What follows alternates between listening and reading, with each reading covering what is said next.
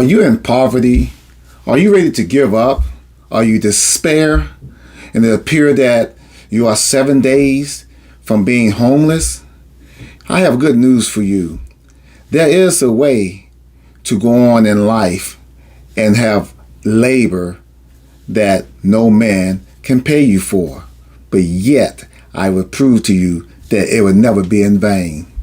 The whole idea is you have to have a philosophy, your own philosophical way of how to reach richness and come out of poverty and will keep you poor. Being poor is a mental stage. Being rich is also mental. You have people that are rich and a lot of money and cannot stay with one wife and become a victimizer, having many divorces. But here, I want to prove to you that there is a way out of poverty and you can have wealth for the rest of your life. But the catch is not in this world. Look at this. 1 John chapter 14. It said, let not your heart be troubled. It said, this is Jesus speaking. If you believe in God, believe in me. Believe that I am the Messiah. I am the Messiah. It said, in my Father's house, speaking on behalf of him being in heaven, it said, are many mansions, castles, big places to live.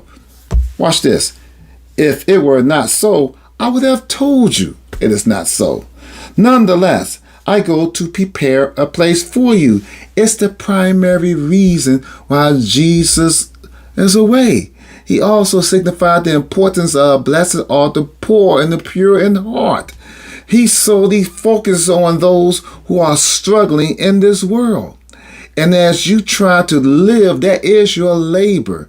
Your labor is in you attempting to be a great person, a good person mentally, right? And try to avoid foul language and treating people inappropriately, and to just always despise people and try to covet and so on. Nonetheless, you are just in the survival mode. You're just trying to survive.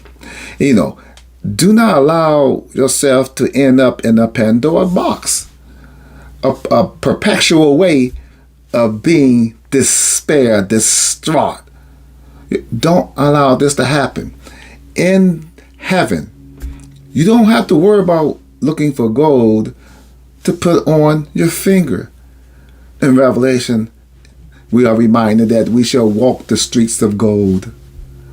So what if you live in this world, 50 years, 70 years, even 100 years? But when you die and you wake up, you are in an unfortunate world, an underworld. Do whatever you can to survive 70, 80 years. I must remind you, we had people that lived to be 900 years old. Noah lived to be approximately 950. Methuselah, 969 years old. Now, that's when maybe you should think twice, like it's hard to live that long and being a good person. And you complaining because you live to be 80, 90 years old, and that's too long for you? Once upon a time, someone would call you a child.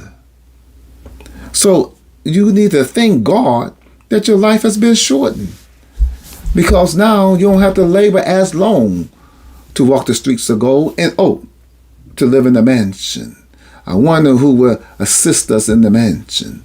So keep these things in mind. Encourage one another. Inspire one another. Isn't this mesmerizing?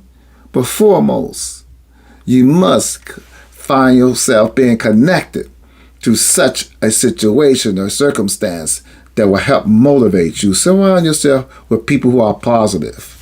Regardless, you can be poor and still be positive. I've been there, done that. I've been in inconsequential situations and circumstances. Nonetheless, I end up finding my way out of it. Why? Because I never gave up on myself. However, even if I am in a critical condition, I'm talking about whether I'm deranged, unhinged, 7 days for being psycho, the whole idea is as long as I know who God is and what he have done for me, and that he keeping breath in my body. I'd rather lose one arm on earth than to die with both arms and not make it to heaven. The difference between going to the underworld, hell, the infernal life and so on, you go to infernal life where they're flame. The difference is you go to hell, you're still in your critical condition. But when you go to heaven, God can replace that arm, and he will. He will replace you. He will get rid of the sores that are on you. God can do this. And you eat not because you're hungry. You eat because you're sitting at the table with kings and you have chose to eat. The body will never be hungry. The scripture says there's no blinking because there's no sleeping there, because the glory of God's all over you. You will have great eyes. The value of your eyes be beyond looking at diamonds. In order for God to give you eyes where you don't have to sleep, and if there's no sleeping, according to the scripture, then there's no blinking. You just have eternal eyes. When someone look into your eyes, they see eternity, a perpetual testimony which you have labored for in this world, only to present to the angels. Why? Because you become his book and his story. Keep these things in mind. If you're poor, you're all right. We're going to make it. In the meantime, I want you to remain blessed. I want you to remain safe and be careful out there.